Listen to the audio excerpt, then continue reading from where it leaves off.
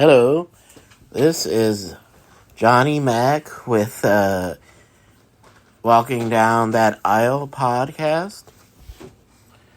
We try to talk about AEW Title Tuesday.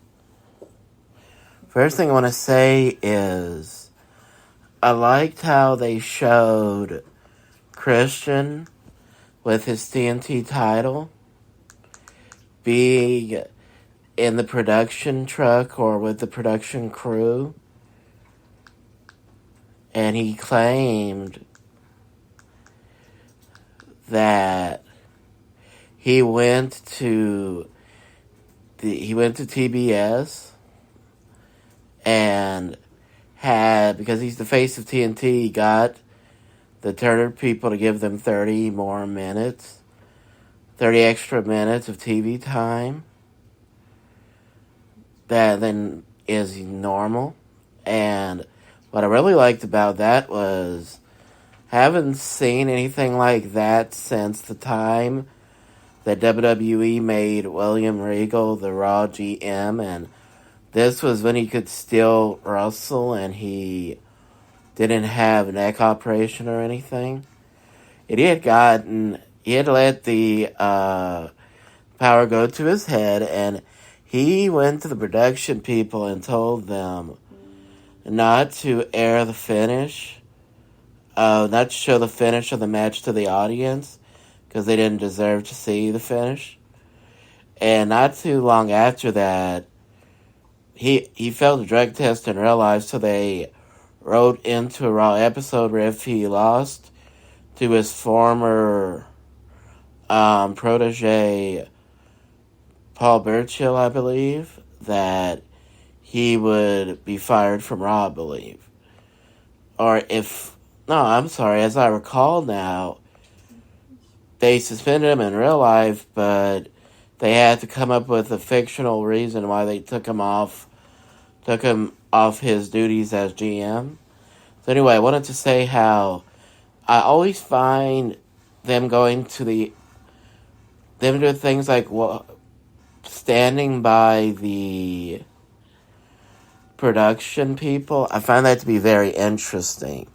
Like, I remember the first time I saw that as a kid was when Hall and Nash went into the production truck and interrupted the production truck, and that was just one example of how they made it look so real that you'd even know if that was even agreed upon. As a matter of fact, Eric Bischoff said it was not agreed upon at all. That was them ad-libbing to make it look real because that's how good they were. So anyway, going back to, I always liked that because I always was curious as much about the behind-the-scenes aspect as much as what we see on TV. So that's why I like to see things like that. First match was not a title match. Christian had announced that Swerve Strickland was going to face Bryan Danielson, with the winner facing him for the TNT title. And he said that it was fine with him. Either way, he was fine with it because he was still upset with Swerve for costing them their tag match against Sting and Darby Allin and whoever the third man was a couple of months ago at that pay-per-view. What I liked about this is how they continued the story with Adam Hangman Page and Swerve Strickland, where he took the foreign object Strickland was going to use out of his hand, and then that's what led to Bryan beating Strickland. And then Chris Jericho, and I believe it was Powerhouse Hobbs, had a good match where I think a couple of Powerhouse Hobbs' version of the World's Strongest Slam is what defeated Jericho. What I did not like was how he put his knee across Jericho's face as a cover.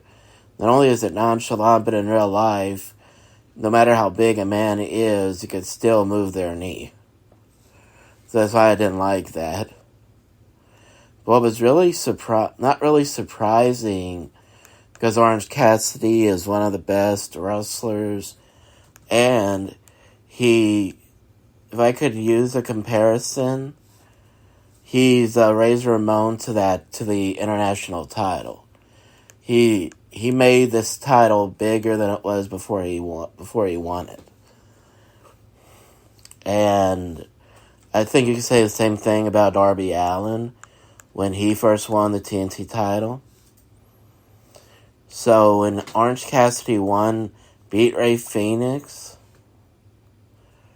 and I think it was a version of a crucifix pin, and what I was amazed at, not really amazed, but I could see that the referee always has to pay attention to the shoulders being on the mat.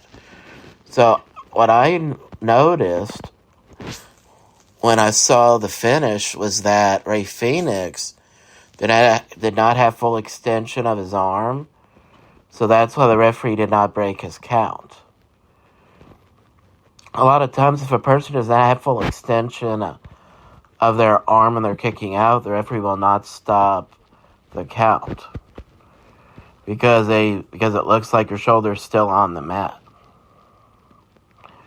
So that's why I understood that the referee kept his decision, because it didn't look like Rey Fenix's shoulder was up. It looked like it was still down. From his vantage point and from the vantage point of the people watching at home, it was clear that Rey Fenix could not lift his shoulder high enough to break the pin. The next match that was also good as far as character building was Wardlow going against Matt Sydal. Ever since Wardlow has returned, they've been having him just run through people, the classic squash matches. And I like squash matches because it helps build the wrestler to make him look stronger. It makes you wonder what else they could do. And a lot of times it can break the monotony of how they look, and it can raise a level of awareness to their character, or to use the actual word, transcend. It can transcend their character from where they were to where they are.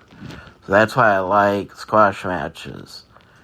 When you have somebody small like Matt Sydal go against Wardlow, it would be a complete waste of time to do any other kind of match, because it looks better to, as Arn Anderson said on his podcast once,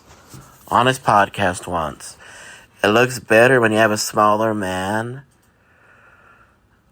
that looks like it takes nothing for a bigger man to beat him. It looks better to have them be built like that because it's believable. And people always fuss about how it looks too ridiculous. So you want believability as much as you can get it in the booking. That's why I like AEW, because it's simpler. You can tell the things they do, even though it is agreed upon, you can tell what they do in the ring is not written from A to Z, because it looks too good. You can tell it's not like they're trying to remember what to do. It's like they're doing it according to how they feel at the moment. And that's what classic wrestling was like. They would practice their moves on, like, say, a dummy, so to speak. But they would not practice with their opponents. That's why it was so good in the old days.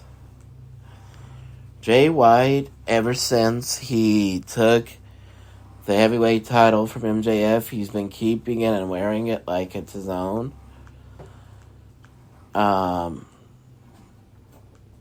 Juice Robinson, with help from Mogul Embassy's manager, not Juice Robinson, Jay White, beat Adam Hangman Page. So, not once but twice, they did great booking in how they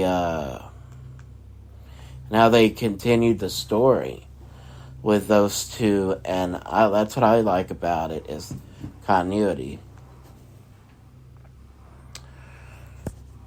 MJF came out, and I remember reading about this Wednesday morning or Wednesday afternoon, where they made a joke about something that happened from MJF's past when he was a kid, and they made a joke about it.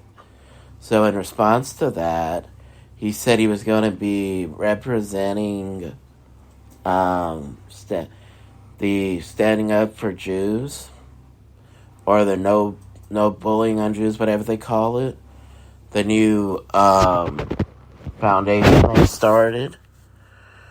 And it was 2 days ago, this past Thursday, when he was going to be speaking for them.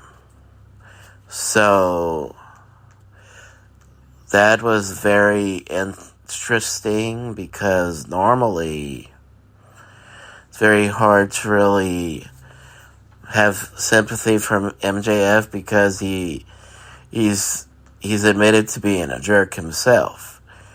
But it's easy to have sympathy for somebody who's being picked on, because, especially for their race or their ethnicity, because it's just the lack of acceptance is terrible. And I understand perfectly why they would start this. The only problem is, I think they should have it for everybody that is, I know. I didn't want to mention it. Because they have all these platforms and all these foundations started, like No Hate Aid, or all these other things that represent no hating. And I just think it's a shame that it's only for a few things here and there. It's not for hatred of all kinds. But I'm going to get off of that and get to the important part, and that is the next match. Kaoru Shida regained women's title by countering Saraya's maneuver with the O'Connor roll, and I thought that was a good move. Not just the maneuver itself, but putting the title back on her was a good move. She's a really big draw for that title. So I like that. What I really liked was the main event. Adam Copeland took the TNT title from Christian and hit Luchasaurus in the back of the head. And it made it look like it was Christian who hit him. Not only did it distract Luchasaurus and led to Luchasaurus losing, but it also planted seeds of dissension between those two, and that's why I liked it. Because it's about time they split those two up. So it makes it interesting to see where they go from here. And that's all I wanted to say. Thank you, and goodbye.